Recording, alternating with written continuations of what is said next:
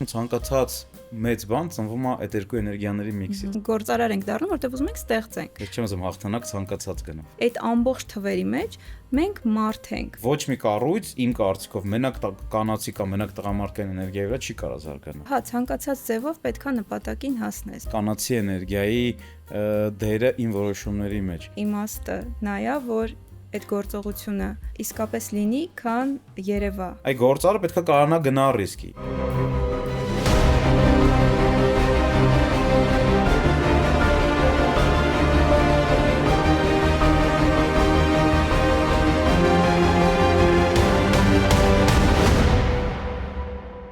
Ողջույն բոլորին, մենք այսօր ունենք շատ տաղանդավոր գործարար հյուր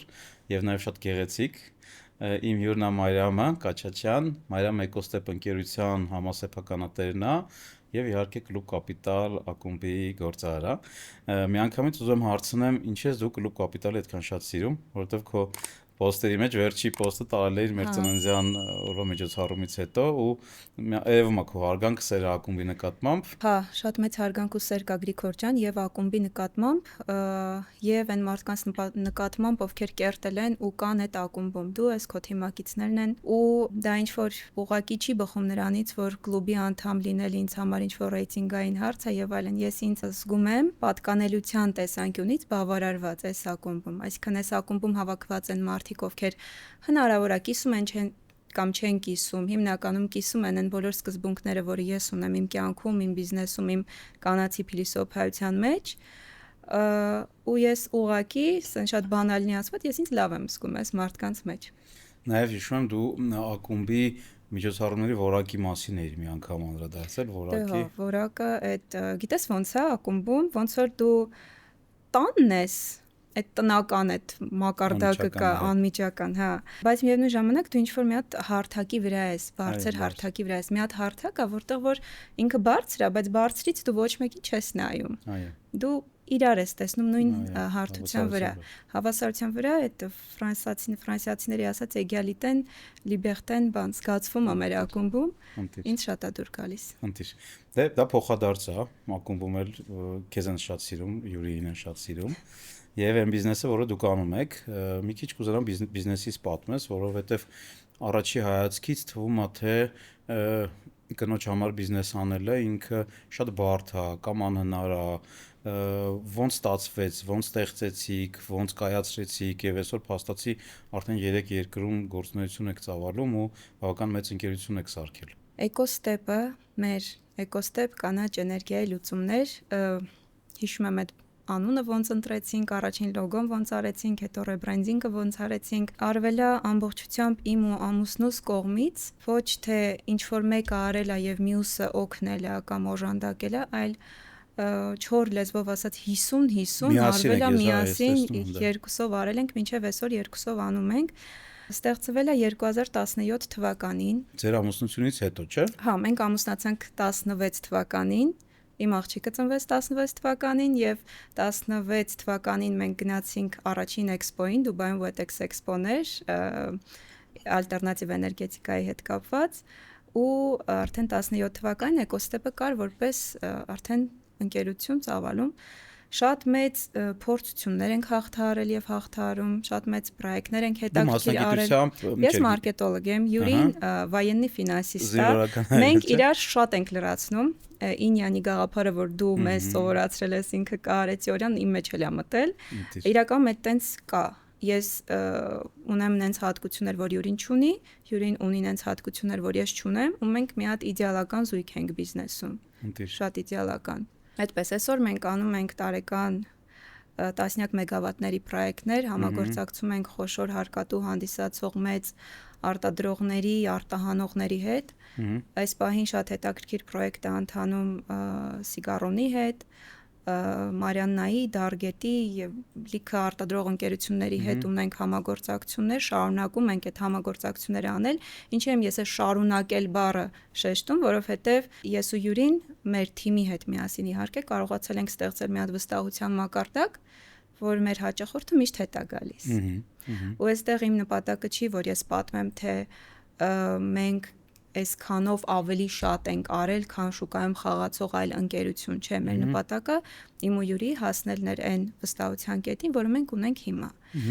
Շուկան մեր լայնացրել ենք, այս պահին KD Group-ը գործում է Դուբայում, KD Կամիլա եւ Դիմա Դմիտրի մեր երեխաների առաջին անուններով, հա, գործում է Դուբայում եւ Solar Stock-ը գործում է Վրաստանում, որոնք որ էլի ոլորտում են արևային էներգետիկայի, բայց trading են անում, այսինքն մեծածախ վաճառքի մասին է խոսքը, մատակարարում ենք մեր ռեգիոնի հաճախորդներին։ Հայաստանում դուք սկսած չափագրումներից, հաշվարկներից վերջացրած Հայաստանում մենք նոր ծառայություններ ենք ավելացրել, ենք շատ ավելի փոքրամասշտաբ ծառայություն է, բայց շատ պետքական, դա արևային կայանների լվացման ծառայությունն է, որը առաջինն ենք շուկայում, որ ավելացրեցին կարիքից ելնելով,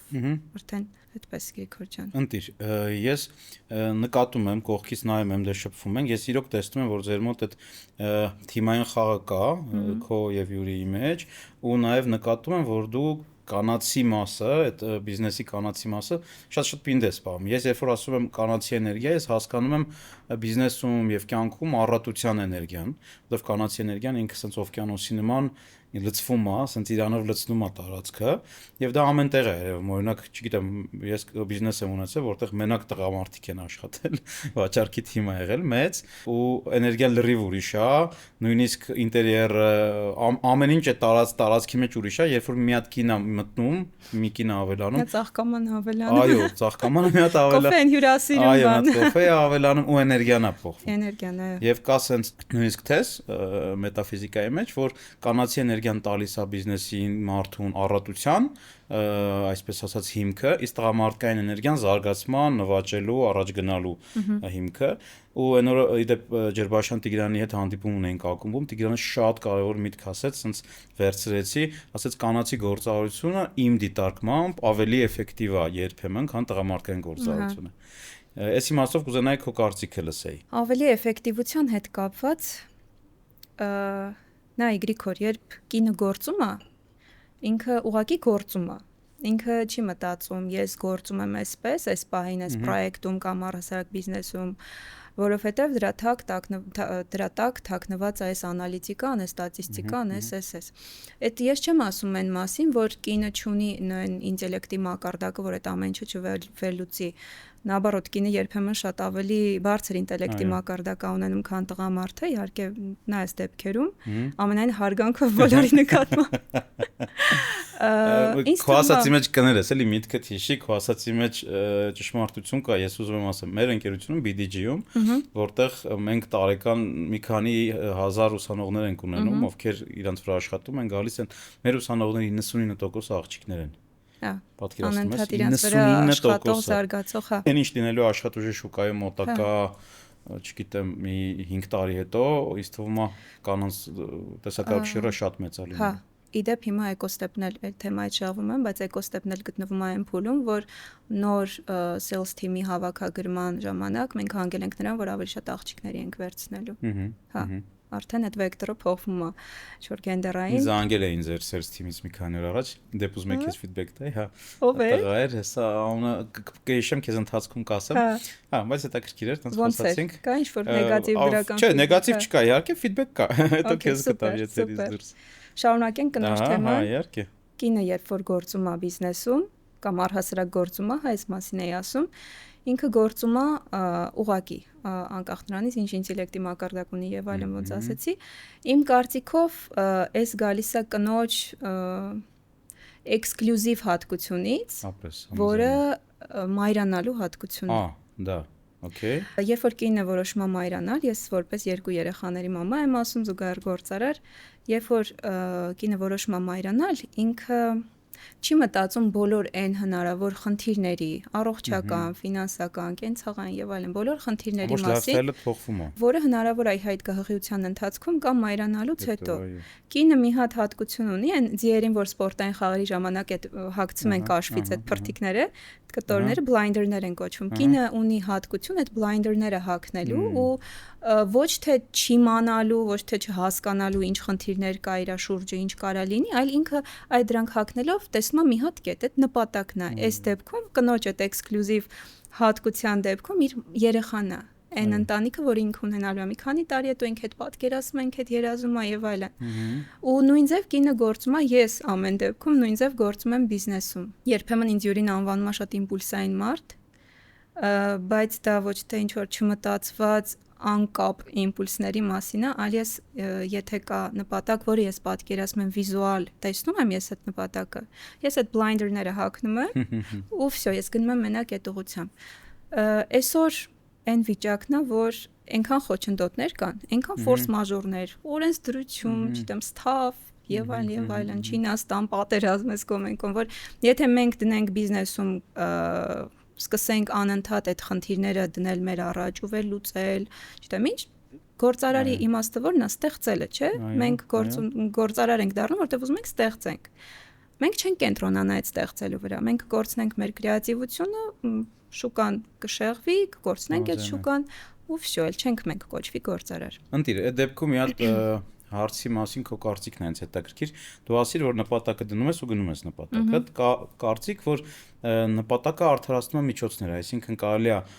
հասնել նպատակին ցանկացած միջոցով։ Այս դրա մասին քո կարծիքը կուզենամ իմանամ։ Ցանկացած միջոցով, այդ ցանկացած միջոցովը շատ լայն հասկացություն է ու կարծում եմ իր մեջ նաև նեգատիվ միտք է պարունակում։ Այստեղ յուրաքանչյուր գործարարի մոտ, ինչքան էլ ինքը ունեն բոլոր գործարարները նույն սկզբունքն ունեն, հա, ստեղծել արժեք, փող աշխատել եւ այլն, ինչքան էլ այդ սկզբունքը կրկնվում է, գործարարի մոտ կարևոր է թե ինքը ինչ մարդ է, ինչ տեսակի է պատկանում։ Հա, ցանկացած ձևով պետքա նպատակին հասնես։ Շատ դեպքերում այդ ձևը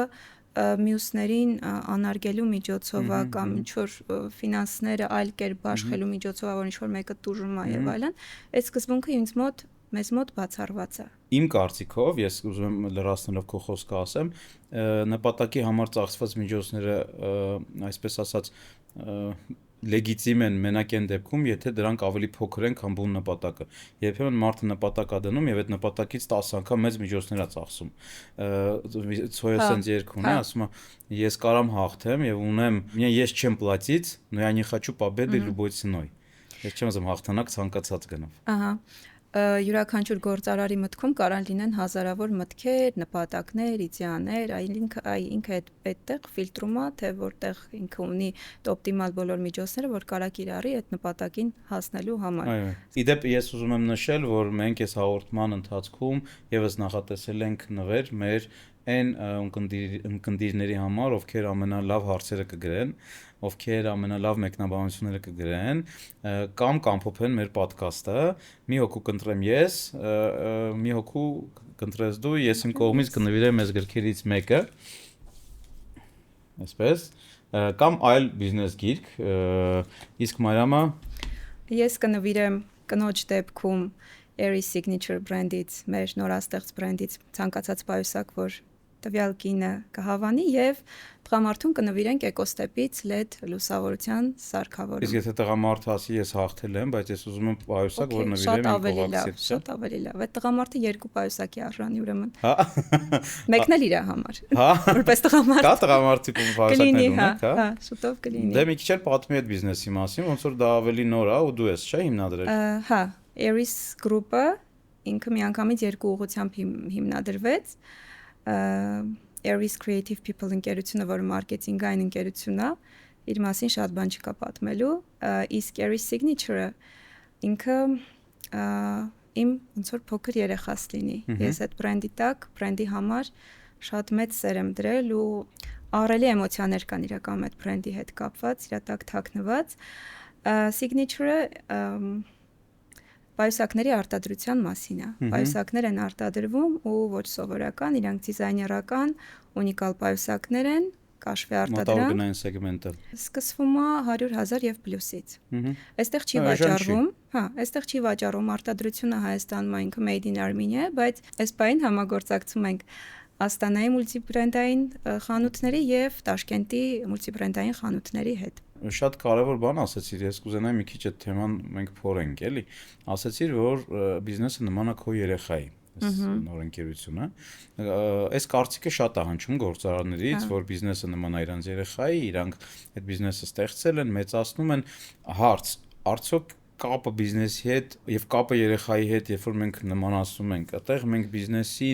բիզնեսի վրա ավելի մեծ ծանրություն չենք դնում, դա մի հարց, եւ երկրորդ հարցը, եթե լավ տենց հա, եթե մենք իրոք բիզնեսին եւ երեխային երբեմն նույնացնում ենք, երեխային մենք ինչ որ տարիքից բաց ենք թողում ազատ նավարկության։ Այդ կարող լինի 16 տարեկանը, կարող լինի 18-ը, արդյոք մենք կարանք նույն ձև բիզնեսին բաց թողենք ազատ նավարկության։ Դուրս գանք ամեն ինչից, հանձնենք կառավարիչի ու համաձայնվենք եւ զարգացման հետ եւ ամեն ինչին կարողանանք ասել այո։ Միան երկրորդից սկսեմ միանգամից։ Բիզնեսին մենք վաղ թե ուշ բաց ենք թողելու, որովհետեւ մեր կյանքը սահմանափակ է, իսկ բիզնեսը, որ մենք ստեղծել ենք, մենք պլանավորում ենք թողնել մեր կյանքից հետո մեր սերունդներին, այլ մարդկանց։ Այո, պատրաստ եմ, որ բիզնեսը ես պետքա բաց թողեմ, նույն ձև ոնց իմ երեխաներին եմ պատրաստ մի օր բաց թողելու։ Եվ երբ վերաբերում ենք բիզնեսին, ինչպես մեր երեխաներին, հա, ծանրություն դնում ենք թե ոչ։ Ծանրություն դնում ենք էմոցիոնալ տեսանկյունից, այսինքն մենք իրանից ունենում ենք շատ մեծ սպասելիքներ, բայց ծանրություն չենք դնում այդ օպերացիոն տեսանկյունից, այսինքն մեր երեխային ես անձամբ փորձում եմ ընդունել նենց ոնց ինքը կա իր սխալներով, իր տաղանդով, եթե ինքը միտեղ իրան դրսևորում է թող այդ ուղղությամբ իրան դրսևորի, եթե չէ, ուրեմն օքեյ է, այդ ծանրությունը ֆիզիկական չկա երեխայի վրա։ Ու ինչի ես շեշտեցի, որ signature-ին ես ընդունում եմ որպես իմ երեխա, որտեվ ես իրան չեմ ստիպում իմ սպասելիքները, բիզնես սպասելիքները են ֆինանսական, եւ այլն դա դեռևս արդարացնել։ Բնականաբար յուրաքանչյուր բիզնեսի հիմքում այդ արժեք ստեղծելուց հետո արդեն շահույթ ունենալն է, հա։ Ես դեռևս Airy Signature-ից դա չեմ ուզում ակնկալել։ Հենց ես դա ակնկալեմ, ինքը հնարավոր է դառնա mass market, ինքը հնարավոր է չլինի դիզայներական, հա, ինքը ուրիշ էներգետիկա ունի։ Մեր նպատակը նա չի, որ պայուսակը բոլորը բռնեն, մեր նպատակը նա է, ով բռնում է պայուսակը, մոտիկ արվեստին, հասկանում է դիզայներականի եւ ուղղակի mass market-ի տարբերությունը։ Okay. Փաստացի հիմա դու զբաղվում ես եւ պայուսակների արտադրությամբ եւ արևային էներգիայի մեծ հաշվով, հա, արևային էներգիայի զարգացում, սա արդեն յուրի հետ։ Բոլոր այս բիզնեսներում դու նաեւ առաջնորդում ես ինչ-որ process-ներ մարդկանց։ Որպես առաջնորդ, ինչ հիմնական գծեր կան քո մոտ, որը քեզ օգնում է առաջնորդել մարդկանց։ Որովհետեւ էլի ստեղ էլ կա կարծիք, որ կնոջը առաջնորդելու համար ավելի տղամարդկային հատկություններ են պետք։ Բայց միանշանակ չի։ Իրականում համաձայն եմ Գրիգոր, որ կինը որպես առաջնորդ ակամայից իր մեջ սկսում են առաջ գալ տղամարդկային ինչ-որ հատկանիշներ ու իրականում ինչի ստեղծվեց Airy Signature-ը, ես այդտեղ մի քիչ գաղտնիք եմ բացահայտում, գաղտնիք չէ այդպես է, որովհետև մոտ 1 տարի առաջ ես զգում էի, որ ես կորցնում եմ իմ կանացի էներգիան ու դա այն նա չի, թե դու ոնց ես տեսքով բարձրակրուն քաղաքնում ես, չես ակում, դա ընդհանրապես դրա մասին չի։ Ես կորցնում եմ այդ էներգիան ու ես ահավոր էներգիայի կարիք ունեմ։ Այսինքն իրականում այնքան ուրախ եմ, որ գործարար կինը գալիս է մի կետի, որ ինքը հասկանում է, որ հեսա ինքը կորցնելու է իր կանացի էներգիան ու մտնելու է ուժեղ կնոջ էներգիայի էներգետիկ դաշտում, որ հարց է լուծում։ Մենք այն դեպքում էլ հարց ենք լուծում, բայց տարբեր էներգետիկաներով։ Ու ստեղծվեց signature-ը։ Այո, առաջնորդության մեջ կա տղամարդու էներգիայի ինչ-որ կտոր, մանավանդ երբ դու առաջնորդում ես տղամարդկանց որպես թիմ։ Այո, համաձայն եմ։ Մանավանդ երբ լինում են ինչ-որ սկզբունքներ, որոնք տարբերվում են քո թիմակիցների մեջ։ Բայց ես որպես առաջնորդ շատ եմ լսել այն կարծիքը, որ ես շատ փափուկ առաջնորդ եմ, շատ ընկերական, միգուցե դա ինչ-որ հարցերում խանգարում է, բայց ոչ թե խանգարում է այնքանով, որ process-ները չեն իրականանում թիմի կողմից, այլ process-ները դանդաղ են իրականանում, այսինքն իմ երեխեքն էլ են տենց, ես կարող եմ մի քանի անգամ սենց ինձ նաև որպես մայր ասում եմ, որ ես շատ փափուկ ու շատ վատ է, որ տենց փափուկ մայր եմ, ես մի բանը կարող է 7000 անգամ բացատրեմ, վերջում մտնես գոռամ սաղ փախն են, հնարավոր է նույնիսկ ինձ բիզնեսում եմ դրսևորում։ Վերջերս մի բիզնես կոնսուլտանտի հետ համագործակցեցինք, որը շատ դեմ էր իմ այդ սկզբունքին, բայց այդ գալիս է արդեն գործարարի մարդ տեսակից։ Դու չես կարող տանել լրիվ ուրիշ տեսակով լինել, օֆիսում կազմակերպությունում մի ուրիշ տեսակով, քո բնավորությունները, խարակտերիստիկաները չեն փոխվում։ Համաձայն եմ։ Այստեղ ուրիշ հարց է ծագում, եթե տունն ու բիզնեսում դու նույն ձևով ես, արդյոք դուք ընտանիքում դե ցանկացած զույգի մեջ կան վեճեր, հա, եւ բիզնեսում պարտներների մեջ կան վեճեր։ Չի խառնվում վեճերը հյուրի հետ տան ու բիզնեսի։ Հա, խառնվում է։ Ու ոնց եք բաժանում, որովհետեւ կարող ասենք տան վեճը շարունակվի գա աշխատանքի վայր ու օրինակ այդ օրվա տրամադրությունը փչացնի։ Գիտես ինչքան մեծ ինտելեկտուալ, էմոցիոնալ ինտելեկտուալ մակարդակ է պահանջվում ինձնից ու հյուրից, կարծում եմ յուրաքանչյուր իրար հետ գործանող աշխատող զույգից, որ իրանք process-ներին չխառնեն այդ էմոցիաները ավելորդ, հա, աշխատանքը բերում ենք տուն, հնարավոր է տան ինչ-որ թեմաները բերենք աշխատանք, բայց հպարտ անում եմ եւ ինձնով եւ հյուրիով, որ դա շատ կարճ ժամանակահատված է։ Հա։ Նախ հյուրին շատ ստաբիլ հանգիստ մարդ է։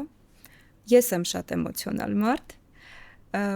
Ու երևի այդ ինյանի սկզբունքով գալիս մի կետի խառնվում է, սենց ջրվում գնում է։ Իդեպ ինյանի մասին ես շատ երկար տարիներ ինքս որպես տղամարդ եղել եմ որոշում կայացնելուց, ես որոշել եմ, ես անում եմ, ոչ մեկի կարծիքը չեմ լսել։ Իմ համար ես այծեղչուր եմ, ասես կոտոշավոր եմ։ Ես խոյ եմ։ Հա, այդպես կհասկանաս ինձ։ Միայն վերջերս, երևի արդեն ամուսնությունից հետո շատ խորհրդակցում կնոջս հետ ու սկսել եմ տեսնել, հարգել, ընդունել կանացի էներգիայի դերը իմ որոշումների մեջ։ Ասեմ ինչ չափով, ինչքան դա օգնում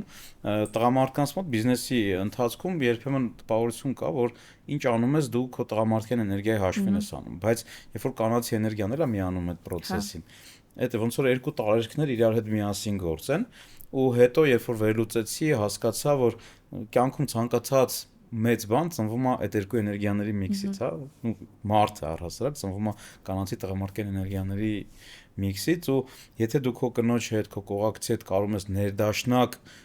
ձևով գործել բիզնեսում, թեկուզ եւ կինը բիզնեսի մեջ չի, հա, ինքը տանա, քեզ լսում է, քո հետ կիսվում է, քո հետ քննարկում է, ինքը ֆանտաստիկ ուժ է։ Ու մենք սենց մի հատ շատ լավ օրինակ էլ ակումբում ունենք, մեր Բաքուրը եւ Գանեն, Արտլանչի, ոնց են իրանք շատ գեղեցիկ, շատ սենց օրգանիկ ձևով այդ ահռելի բիզնես իմպերիան ստեղծել ու կառավարում։ Ու ես իմ գործարար ընկերներին հաճախ եմ ասում, եթե օրինակ ունեք ասվի ռազրիվ, եթե փողը առատության չի հասնում ձեր բիզնեսում, եթե չի ձեր ստեղծածը ոնց որ չի պահպանվում, հա, եկավ ու գնաց, ձեր կանանց հրավիրեք բիզնես։ Թող ձեր կանայք փողի հետ գործ ունենան, որովհետև ուղղակի ներկա լինեն։ Հա, ներկա լինեն։ Ես հիշում եմ, իմ տատիկը, ասենք, կարող է մի քանի տարին մեկ էլ ասել, գիտեք ինչ, ես այսքան փող եմ հավաքի։ Այ տատիկ ջան, քեզ այսքան փող որտեղից, ոնց է, այս բանը իմ մոտս Ես ու բառավս գնացինք դպրոց առավոտը։ Հասկանում ես, կինը կարում է ստեղծի առատություն, կինը կարում է բիզնեսում ստեղծի մի հատ միջավայր, որի հիման վրա տղամարդը ավելի էֆեկտիվ է։ Ու երբ որ մենք նայում ենք մեր շուրջը, կյանքում ամեն ինչ էս երկու բևեռներն ունի՝ գիշերը ու ցերեկը, հա, կանացին ու տղա արևն ու լուսինը, կանացին ու տղամարդկայինը։ Նույնիսկ տարերքները, բնության 4 տարերքները ունեն իրանց կանացի ու տղամարդկային մասերը։ Այս իմաստով իմ համար մեծագույն բացահայտում եղել ու ակումբում էլ ես դա անընդհատ տրանսլյացիա եմ անում, հատկապես մարտի 8-ին, որ կանանց հետ հանդիպում եմ, իմ սիրելի միջոցառումն է։ Ես մեծ հարգանքով եմ խոսում, որովհետև ես գիտեմ կանացի էներգիայի ուժը, գիտեմ թե այդ էներգիան ոնց կարա եւ քեզ օգնի առաջ մղի եւ հակառակ եթե դու հանկարծ պայքարի մեջ մտնես այդ էներգիայից կամ անարգանքի օրինակ մի հատ Ռուսաստանում ապրող հայ բլոգեր կա, ես վերջում ձերբակալել էին այդ տղամարդը Արսեն Մարկարյանը։ Այդ տղամարդը կանանց ոնց որ թշնամի համարի բոլոր իր բաների ժամանակ արժեզրկում է, այդտեղ բարձ ուղակի պսիխոսոմատիկա է, եթե տղամարդ իր մոր հետ խնդիր ունի, կոնֆլիկտ ունի, եթե իր մոր հանդեպ պրետենզիա ունի, այդ պրետենզիան բոլոր կանանց հանդեպ է տարածվում, էլի։ Այս իմաստով ես կարծում եմ, որ եթե մենք կարողանում ենք տղամարդկանցով, հա, հարգենք կանացի էներգիան եւ այդ էներգիային տեղ տանք մեր կյանքում ու բիզնեսում, ինքը կարա ֆանտաստիկ արդյունք դառնա։ Համաձայն եմ։ Մանավանդ 30-ից հետո այնքան էմոցիոնալ տատանումներ ա լինում, ավելի շատ ես սկսում հասկանալ այդ էներգետիկայի դերը, այդ ամեն ինչի դերը։ Ես շատ եմ իմ ընկերներին, գործընկերներին ասում, ընկերներ ջան, ձեր կանանց ներգրավեք բիզնեսի մեջ։ Առաջ կտրուկ չէին ասում, Հիմա արդեն ընկերներ ունենք, որ հա արդեն քննարկում են, օքեյ, հա, որ մասով ոնց անենք, կապ չունի, հա, որ մասով, քո ասած թող կինը ներկա լինի բիզնեսում։ Ու մեկ էլ զգում ես այդ առատությունը սկսես, մեկ էլ զգում ես հաշվիդ արդեն մնացորդ է գոյանում, ծախսերը տարել ես, աղարել ես, մեկ էլ փող կա հաշվիդ վրա։ Ու այդ փողը գնալով մեծանում է ու այդ փողը ինչ որ մի լավ բան է դառնում։ Բայց այստեղ մի կարևոր բան էլ կա, Գրիգոր, ոչ միայն կինը ինչքանով է ներկա, այլ որքանով է տղամարդ այդ ներգրավվածությանը հավատում ու ընդունում։ Ու որքանով է կինը այդ զգում տղամարդու այդ ընդունելու ու այդ իրողությունը հարգելու, հավատալու պահը, այդ ժամանակ նոր այդ էներգիան գործում է։ Այդ հարգանքը, հավատը, հարգանքը իհարկե պետք է լինի։ Ես նայ, sense հետաքրքիր ֆենոմեն կա, իմ կինը կարա ոչ մի թեմայից 100%-անոց տեղյակ չլինի բիզնեսում, ես իրան հարց եմ տալի ու պետք չի որ ինքը տեղյակ լինի, որ ինձ երբ որ ինքը խորհուրդ է տալի, այդ էներգիան է գալիս։ Ինքը էներգիա է, էներգիան վերցնում։ Նույն ձև ես հաճախ իմ ծնողների հետ եմ այդ ձևով շփվում, երբ որ ես հարց եմ տալի, ինձ ավելի շատ ոչ թե խորհրդի այդ նախադասությունն է հետաքրքիր, այլ այն էներգիան, որ այդ խորհրդով գալիս է ինձ։ Դա շատ հզոր էներգիա է։ Նույնը ես աղջիկաս միշտ հարցնում եմ բիզնեսի հետ կապված տարբեր հարցեր ու բնականաբար ես իրանից պատասխան չեմ ակնկալում, բայց ինքս էս պատմում է, ինքը իրան զգում է խելացի, որ մամայի համար նշանակություն ունի իր պատասխանն ու երեխայի դեպքում այլ ձև է, բայց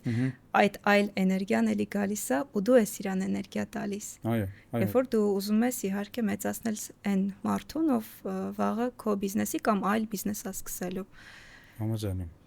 Դու գիտես չէ՞ որ Club Capital-ում մինչև 80 անդամը կանայք չեն եղել։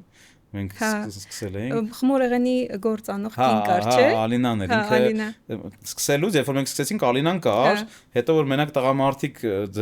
ձևավորվեցին, Ալինան դուրս եկավ։ Ես երկրորդն էի։ Հա, դու Ալինայից հետո երկրորդն ես եղել։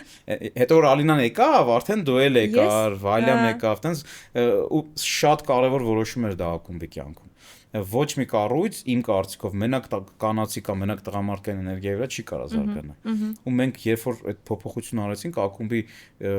աճը թռիչքաձև եղավ։ Հա, իրական էներգիան պակասում է։ Ես որ նոր, եթե ինչ որ մի ուղղությամբ մենակ գնայիս, որ նոր մամա էի դառել տարիներ առաջ,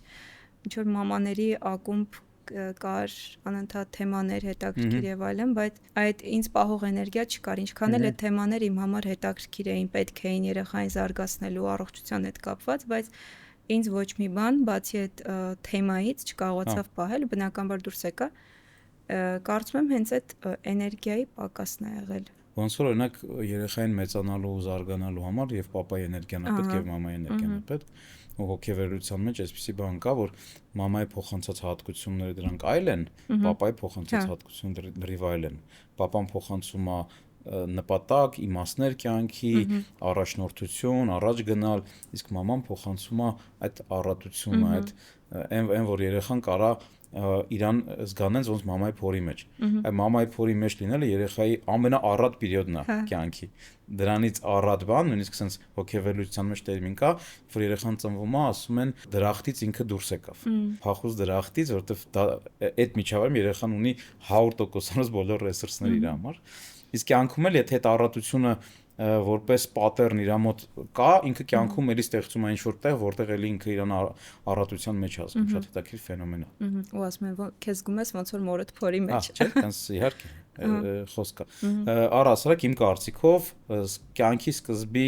10 տարում երեխան ձևավորում է բոլոր հիմնական վարքագծի այդ pattern-ները, որից հետո ամեն ինչ պրոյեկցիա է մեծ հաշվով, այսինքն երեխան ինչ հարաբերություն իր մոր հետ, հետո եթե տղա է երեխան, ամբողջ կյանքում նույն հարաբերությունը ունի կանանց հետ ինքը։ Ես իմ տղային այդ սկզբունքով եմ դաստիարակում, ես իրեն սովորեցել եմ, որ կնոջ պետքա ծաղիկ նվիրել։ Ու այնքան պահեր են լինում անհարմար, ենթադրենք տոպրակներով, պայուսակներով, ինչ-որ ակետից բեկետն ես գնում։ Մեկ էլ ծաղկի սրահը։ Մամա, ես քեզ ծաղիկ նվիրեմ ու մաման այդ տոպրակներով, որ ես եմ իրան սովորացրել, հիմա չեմ կարող ասեմ, որ գիտես անհարմար է, բան, որտեվ հետո այդ նույնը իր մեջ կգնա, որ այս բանը անհարմար է, լավ մյուս անգամ, ոնց որ շատ տղամարդիկ առաջնորդվում են, իսկ այդ ծաղիկը ինքն էլ է էներգիա, որը փոխանցում ես կնոջդ, չէ։ Ես նույնիսկ ասեմ, վարդը հոգեվերության մեջ ինքը կանացի էներգիայի սիմվոլն է։ Հա։ հենց վարդը։ Ու երբ որ դու ծաղիկ ես նվիրում կնոջը, դու հենց որ ուղիղ այդ կանացի էներգիային, այսպես ասած, մատ ֆերվերկ ես իրան նվիրում, էլի։ Շատ հետաքրքիր է։ Իդեպ իմաստների մասին եմ ես ուզում մենք խոսանք։ Կա հայտնի հրեա հոգեթերապևտ Վիկտոր Ֆրանկելը, ինքը տեսություն ունի իմաստների մասին, ըստ իրա, եթե մարդը իմաստներ չունի կյանքում, ինքը չի կարա ապրի, ինքը դա տեսել է համակենտրոնացման ճամբարում գերմանացիների մոտ, որ այն մարդիկ, ովքեր իր հետ նույն տարածքում, այդ նույն բանում, ճամբարում ապրել են, ովքեր ունեցել են կյանքի իմաստ, իրանք հետո դուրս են եկել այդ վիճակից, այսինքն ազատվել են, ու ինքը հետո իր տեսությունը որ ստեղծել է, իր հիմնական առանցքը հետևյալն է, որ նևրոզով հիվանդը կարա բուժվի, եթե ինքը ունի իմաստներ կյանքի։ Այսինքն ինքը հասկանում է ինչի է ապրում, ինչի է այս գործը անում, ինչի է, չգիտեմ, ծախսում իր ժամանակը։ Հիմա գանք մեզ, հա, իմ կարծիքով մենք այսօր ապրում ենք իմաստների մի հատ մեծ դեֆիցիտի մեջ, որ պատճառն ու հետևանք խառնվել են իրար, կեղծ լիք իմաստներ կան, որոնք օրինակ երբ որ մտնում ես Instagram ու տեսնում ես այդ արհեստական այդ ճոխությունը, արհեստական այդ վիճակները, դու հասկանում ես, որ այդտեղ իմաստների աղավաղում կա։ Ու գալով մեզ, ես կարծում եմ, որ ցանկացած մարդ արդեն մեր տարիքի, հա, արդեն ովքեր հասունության ինչ-որ մի հատ էտապի են հասել, պետք է հստակ իմաստներ ունենան կյանքի։ Ինչի համար ենք ապրում, ինչի համար ենք բիզնես անում, ինչի համար ենք մեր կյանքը նվիրում կամ մեր ժամանակը ծախսում, եւ արդյոք ճիշտ է այդ ամեն ինչը։ Այս իմաստով ես կուզենայի քո կարծիքը լսեի, օրինակ բիզնես անելու իմաստը ո՞րն է քո համար։ Ապրելու իմաստը ո՞րն է։ Նո իմաստների իմաստն է դա, հա, ո՞րն է ապրելու իմաստը։ Ես մի հատ սկզբունք ունեմ, որը որ լինելն է, այլ ոչ թվալը։ Կարծում եմ յուրաքանչյուր իմ արած գործողության տակ իմաստը նա է, որ այդ գործողությունը իսկապես լինի, քան երևա։ Ու առհասարակ թե որն է իմ կյանքի նպատակը, իմաստը, դա ուղղակի երջանիկ, հավասար է, հաջողակ ապրելն է։ Գրիգոր, ինչքան էլ մենք խոսում ենք թվերից, մենք գործարարներ, խոշոր հարկատումներ, ինչ որ sense network-ներ եւ այլն, դա վերջապես որն է մեր կյանքի իմաստն ու նպատակը, չէ՞ որ այդ ամեն ինչը ստեղծելու ընթացքում այդ ամբողջ թվերի մեջ մենք մարդ ենք։ Այո։ Մենք էակ ենք, human being, որը որ ուղղակի ապրում է։ Ու ո՞նց ենք մենք ապրում։ Արդյոք այդ թվերը ստեղծելու ընթացքում մենք պետքա մեր կյանք թույլ տանք ներխուժի այդ նեգատիվ անընդհատ էմոցիաները, լավ լինում է, ինչ որ հատվածներում մեր կյանքի բոլորս ենք ապրում դրանք, բայց ընդհանրապես իմ կյանքի նպատակը, իմ կյանքի իմաստը երջանկությունն ու հավասար է հաջողությունը կերտելն է, ինչի եմ սա սենց ասում, որովհետև իմ համար երջանկության եւ հաջողության definition-ները նույնն են։ Նույնն է։ Ես կարամ պրոյեկտ չհաջողեմ, այդ հաջողել բառը արմատը լինի այդ նախադասության մեջ, բայց իմ կյանքը հաջողված է։ Ու իմ խիղճը հանգիստ է։ Իրականում այս որ իմ խիղճը հանգիստ է, սա իմ կյանքի երկրորդ սկզբունքն է, որ պետքա լինի իմ խիղճը հանգիստ։ Դրանից էլ բխում են արդեն իմ գործողությունները, որ ես ֆիլտրում եմ, փորձում եմ ֆիլտրեմ անել այն գործողությունները, որը չի բերի նրան, որ իմ խիղճը հանգիստ չլինի եւ բիզնեսում, բիզնես միջավայրում եւ տանը կենցաղում իմ կյանքում։ Այդ դեպքում հաջողության հասնելու համար ինչ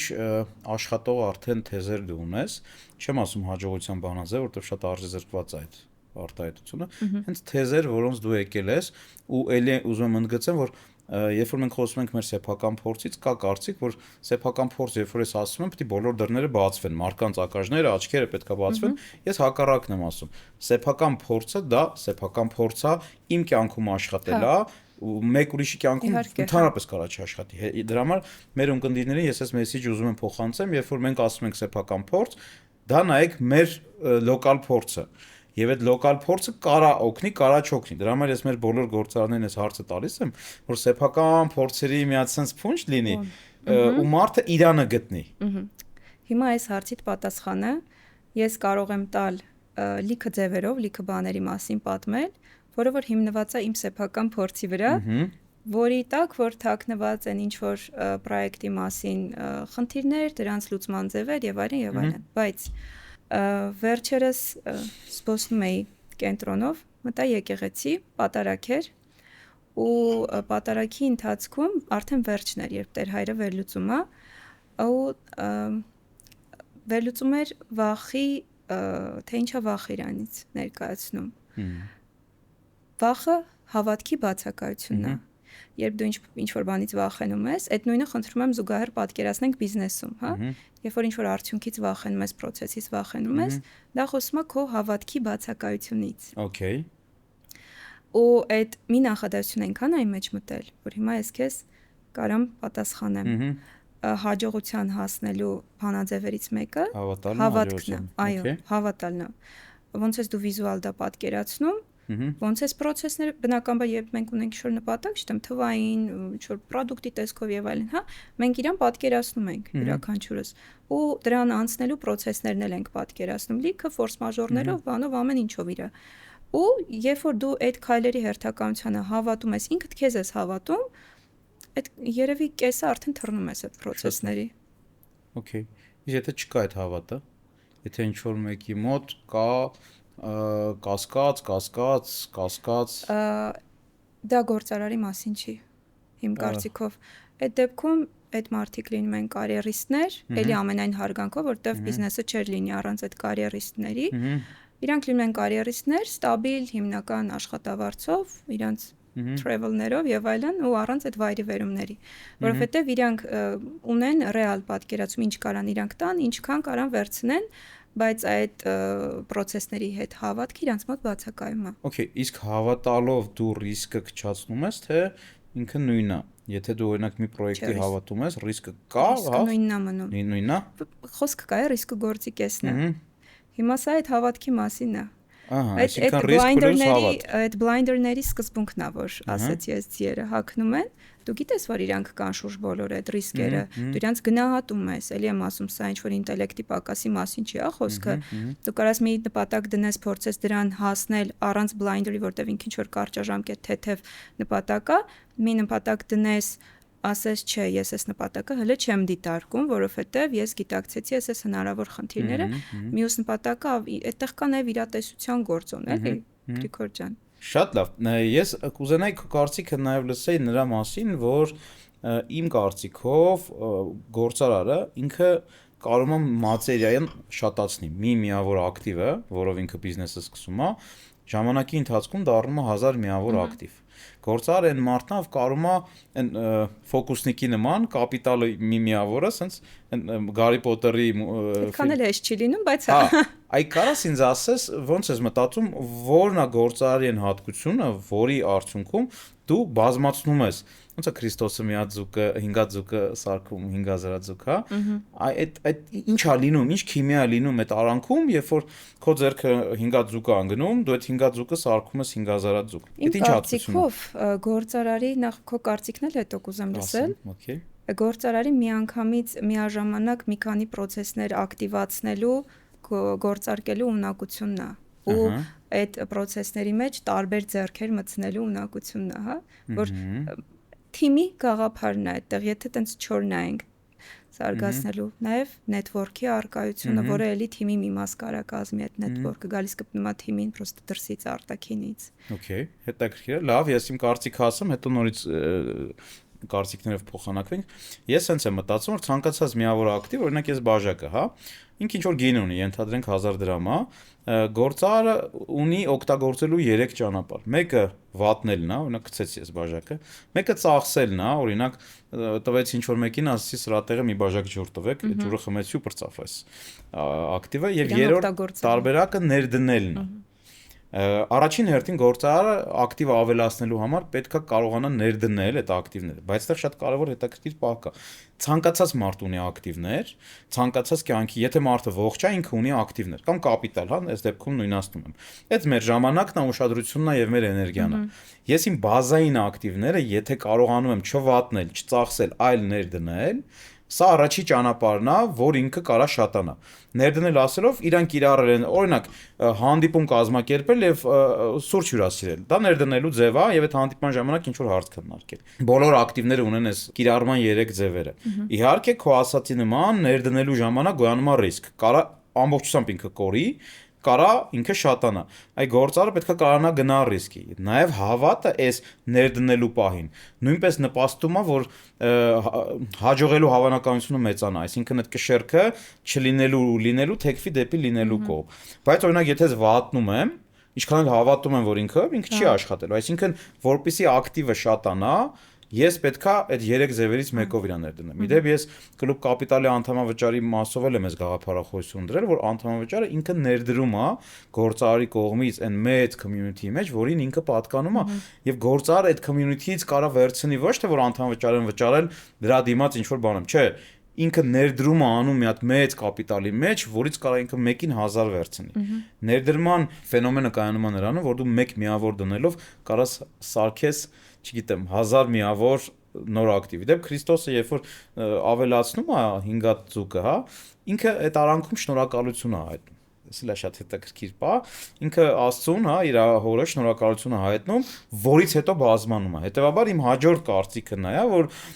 քո ունեցած քչի համար դու պետքա կարողանաս շնորհակալ լինես, որտեղ նույն Աստվածաշնչում էլի sense տողեր կան, որ շատ ունեցողը էլ ավելի շատ կունենա, իսկ քիչ ունեցողը այդ քիչն էլ կկորցնի։ Ու այստեղ շատն ու քիչը քանակի մասին չի իմ կարծիքով, սա վերաբերմունքի մասին է։ Մեկի համար 1000 դրամը գրպանում դա շատ է, մյուսի համար 1000 դրամը գրպանում քիչ է։ Հետևաբար դա բացարձակ մեծության մասին չի, ես մտածում եմ sense, որ դա քո վերաբերվում, որ դու հարգում ես ու շնորհակալ ես քո ունեցած քչին, այդ քո ունեցած քիչը շատ է դառնում եւ շատը էլ ավելի է շատանում։ Լրիվ համաձայն եմ։ Շնորհակալության մեթոդ, այսպես ասեմ, մեթոդը իրականում կիրառում ենք մենք մեր բիզնեսում, թիմակիցների նկատմամբ, մենք մեր նկատմամբ, այն մարդկանց նկատմամբ, ով բիզնեսի ամենասկզբում, երբ ոչինչ չկար, մարդիկ հավատք են ունեցել, ներդրում են արել կամ ուղղակի support են արել հոգեբանական։ Ընտիր, այդ դեպքում շնորհակալության մասին ես իմ սիրած հարցերից մեկը սա է, կա քո կյանքում մարդ, ում դուք ցանկանաս տարիների, այսպես ասած, ճանապարհից հետո եթերում շնորհակալություն հայտնես, ով միգուցե կարող է ողջ չի կամ ողջ է, ում հետ դու կարող ես ֆիզիկապես չես շփվել, բայց ինքը քո վրա մեծ ազդեցություն է թողել։ Իմ հայրը, հա, պապաս, հայրս, հայրենիքս, հերս, ես պապայիս հետ այնքան նման եմ խարակտերներով, որ մենք շատ ենք վիճաբանում։ Պապան ողջ է, չէ՞։ Հա, չէ, պապ չունի։ Հա, ես պապայիս այնքան մեծ էներգիա եմ ուզում տամ, չգիտեմ տալիս եմ թե չէ, բայց ինքին շատ մեծ էներգիա տալիս։ Ու ինչի եմ հուզվում երևի, որովհետև մի հատ կետի ենք հասնում, միշտ վեճա բռնկվում մեր մեջ, հետո իրար ռիլեր ենք էմոցիոնալ ուղարկում։ Պապաս այն մարդն է, եթե խոսենք բիզնեսի մասին, ինքը կանգնած է եղել եւ մինչեւ հիմա կանգնած է մեր բիզնեսի գլխին։ DV Invest CPI-ն վաղարշակն է։ Պապասը, որը շատ վաղուց է հիմնադրվել, հետո ես ու Յուրին շարունակել ենք, այսինքն այդ մեծ էներգետիկ գործոնը կա մեր բիզնեսում, որը ուղիղ կապված է հորս հետ։ Ու ամենասկզբում, երբ ես ընդամենը 22 տարեկան աղջիկ էի, ու ոչ միտեղ երբեք ես չեմ աշխատել, այսինքն այդ փորձառություն ես առաջին ձեռք եմ բերել իմ բիզնեսում իմ անփորձ վիճակներով, պատկերացրեք ինչքան խնդիրներ ա եղել իմ մոտ էմոցիոնալ։ Պապաս եղել է այն մարդը, ով որ ամեն ձևով մեզ support արել, հասկացել է, դուխ ա տվել։ Այդ ինքը այն հզոր էներգետիկ դաշտն է եղել, ում շնորհիվ մենք կարողացել ենք այց պես արկել, ցես արկել։ Դե հիմա ասա շնորհակալություն զրիլը ուղարկենք պապայից։ Հա։ Շնորհակալ եմ պապայից, ես շատ երջանիկ եմ, որ պապայից գեներն եմ կրում, իր տաղանդներն են իմ մեջ անցել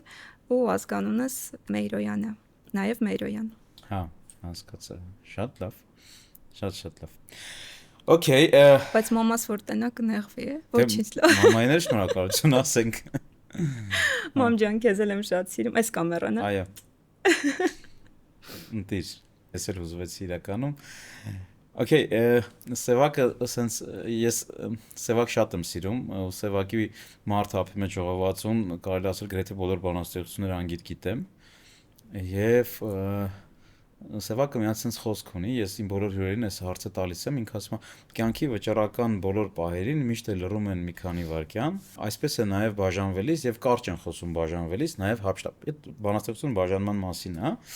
մեր կյանքում կան ինչպես հանդիպումներ, այնպես էլ բաժանումներ, հա։ Եղել են քո կյանքում այնպիսի բաժանումներ, որոնք դու էլի էմոցիոնալ ես տարել կամ դժվար ես հաղթահարել։ Իհարկե եղել են, նախ ֆիզիկական իմ գիտակից կյանքի ընթացքում միակ բաժանումս Փառք Աստծո իմ պապիկի հետ է եղել,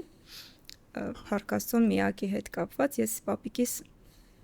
շատ եմ սիրում, բայց ճապոնական մի սենց արվեստ կա, կինցուգի է կոչվում կարծեմ, կինցուգին ինչ է իրանից ներկայացնում, երբ ճենապակյա իրերը կոտրվում են, իրանք դեն չեն նետում, իրանք դա վերանորոգում են ու պարտադիր վերանորոգում են այն ձևով, որ այդ հատվածները կպցնելու սմալայով լցնում են, հատվածները երևում է, կոտրվածքը երևում է ու դա շատ ավելի բարձրացնում է տվյալ իրի արժեքը։ Ու իրանք շատ թանկ վաճառում են դրանք։ Սրա իմաստը փիլիսոփայությունը որն է, այն ինչ որ տեղի է ունենում բաժանումները, կոտրվածքները, իրանք մի հատ մեծ փորձառություն են մեզ մոտ մեր կյանք բերում։ Իհարկե կոտրված տեսքով, բայց նաև շատ թանկացնում են այդ բոլոր process-ները, որը եղել են։ Ու մենք միակ բանը, որ պետք անենք, թեկուզ նեգատիվ բաժանումների մասին, թեկուզ բիզնեսում նեգատիվ ինչ-որ դեպքերի մասին։ Երգ կա, what doesn't kill me makes me stronger։ Նույն պրինցիպով, մեզ ավելի ուշեղացնում է, ու մենք ընդհանրապես պետքա դրանց շնորհակալ լինենք ու մոտենանք արվեստի ձևով, կինցուգիի ձևով։ Իդեպ ես իմ տղամարդ լինելով շատ ծանր եմ տանում բաժանումները։ Կարող է մեր աշխատակիցը ասենք շատ լավ ձևով տեղափոխվում է, այլ լավ գործ է գտնել, հա, կամ այլ գործով է ուզում զբաղվի։ Ես էլ վերջին այդ մեր բանին, հա, հրաժեշտի հետ նենց եմ հուզվում։ Իմ նման լացում ես։ Պատկերացնում ես։ Դենց անեկդոտ էլ կա։ Մեկը գնում է հոկեբանի մոտ, ասում է բժիշկ շատ արագ կապնվում եմ մարդկանց հետ, ասում եմ սա խնդիր չէ, էլի գնա թող իրական խնդիրներ ունեցողները գան, ասում եմ դոկտոր не бросайте меня։ Արդեն կապնվել է։ Այ սենց է տակրքիր։ Իրականում կողքից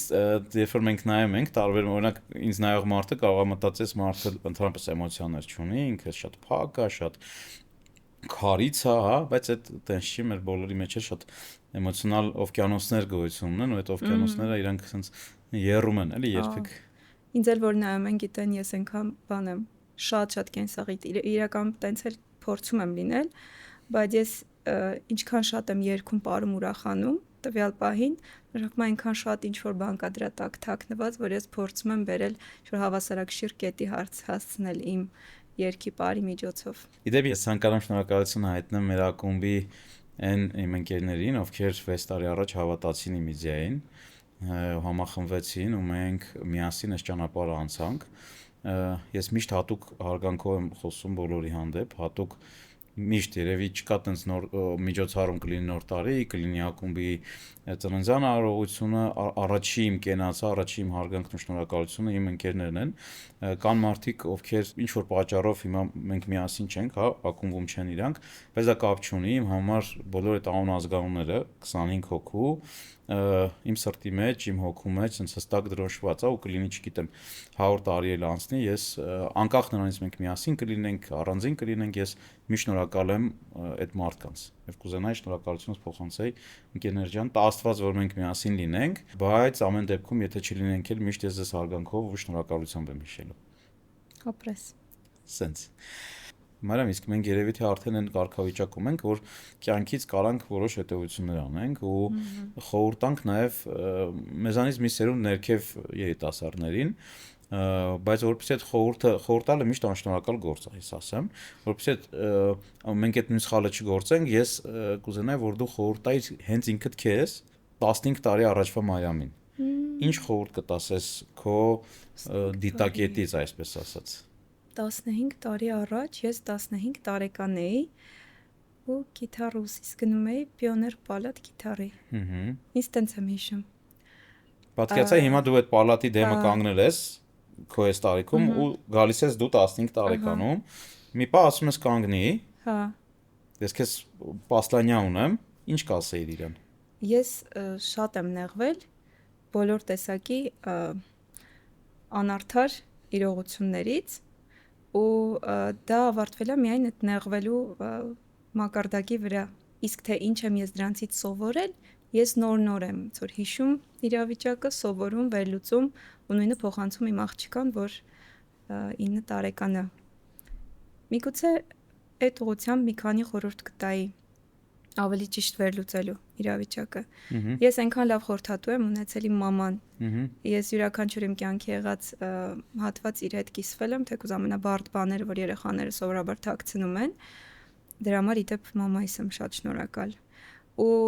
հնարավոր է դա է պատճառը, որ հիմա ես պապանձվում եմ, որտեվ ինձ խորհուրդ տվող եղել է ու այդ հրաշալի է։ Ես եթե ինքս խորհուրդ տվող լինեի ինձ, ես կարծում եմ